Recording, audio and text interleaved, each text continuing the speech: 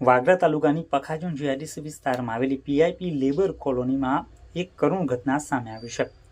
મૂળ ઓડિશા રાજ્યના 25 વર્ષીય સમીરદાસ ગોદાબારી દાસે કોઈ અગમ્ય કારણોસર કોલોનીની છત ઉપર લાકડાની વડી સાથે ગમછો બાંધી ઘરે ફાંસો ખાઈ આત્મહત્યા કરી હોવાનું સામે આવ્યું છે। ઘટનાની જાણ થતાં લેબર કોલોનીમાં શોકનું મોજું ફરી વળ્યું છે।